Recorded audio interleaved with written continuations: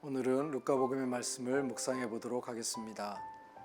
엘리사벳은 해산 딸이 차서 아들을 낳았다. 이웃들과 친척들은 주님께서 엘리사벳에게 큰 자비를 베푸셨다는 것을 듣고 그와 함께 기뻐하였다.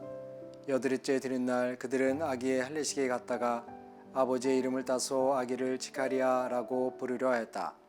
그러나 아기의 어머니는 안 됩니다. 요한이라고 불러야 합니다 하고 말하였다.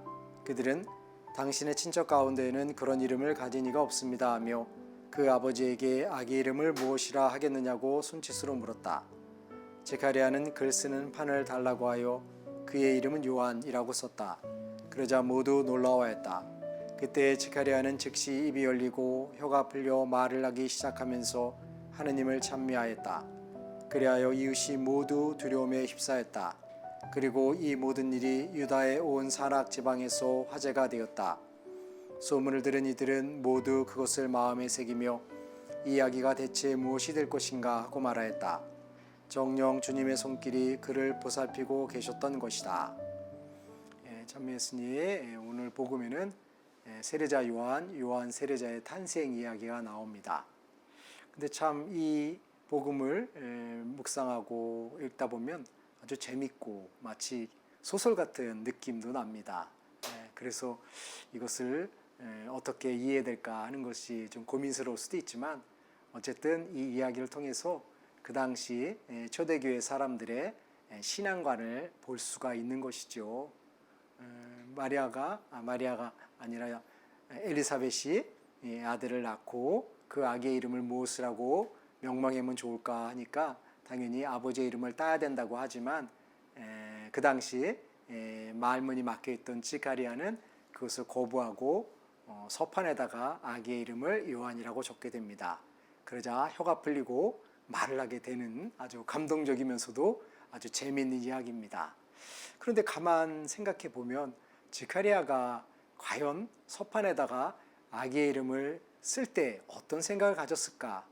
아마도 지카리아는 말을 못하는 상황이었기 때문에 물론 천사를 통해서라든가 꿈을 통해서 아기의 이름을 요한이라고 해야 된다라는 계시를 받았을 수도 있죠.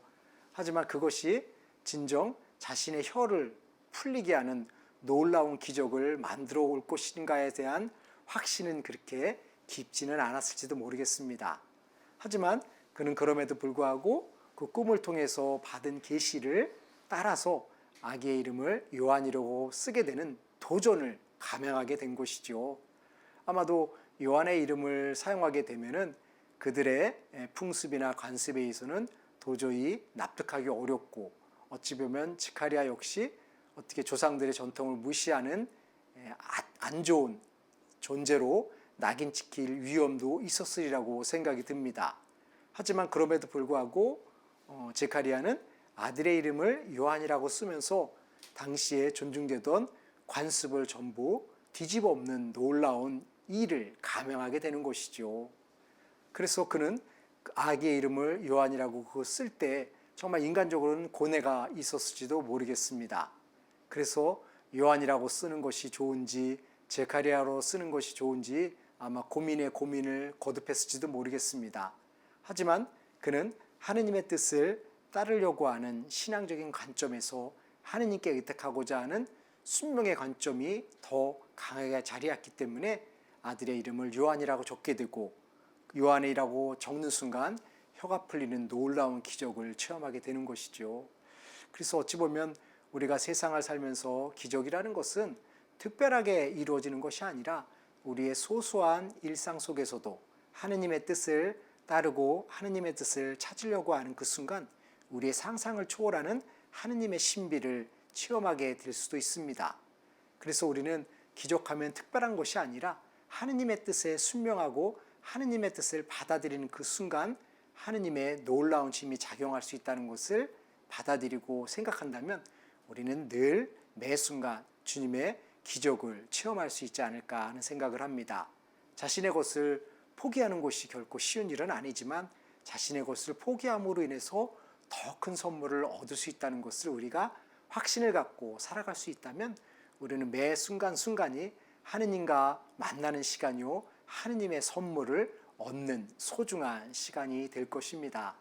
그래서 기적이 났다고 해서 먼 곳을 쫓아다니고 기적을 보기 위해서 분주하게 움직이기보다는 나의 삶에서 끊임없이 이루어지는 하느님의 기적을 눈으로 확인하고 마음으로 수용하고 함께 하려고 노력하면 우리의 삶이 얼마나 행복할 것인가 하는 생각을 합니다.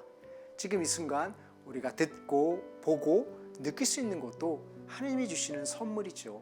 하느님을 통해서 우리는 하느님께서 함께 살아가신다는 것을 의식할 수 있기 때문에 이건 역시 하느님이 주시는 선물이 아닌가 하는 생각을 합니다. 그래서 주님께서 우리들에게 늘 사랑과 놀라운 기적을 베풀어 주신다는 것을 믿고 우리의 사소함 속에서도 주님의 역사하심을, 주님의 움직이심을, 주님의 선물을 체험할 수 있으면 좋겠습니다. 감사합니다.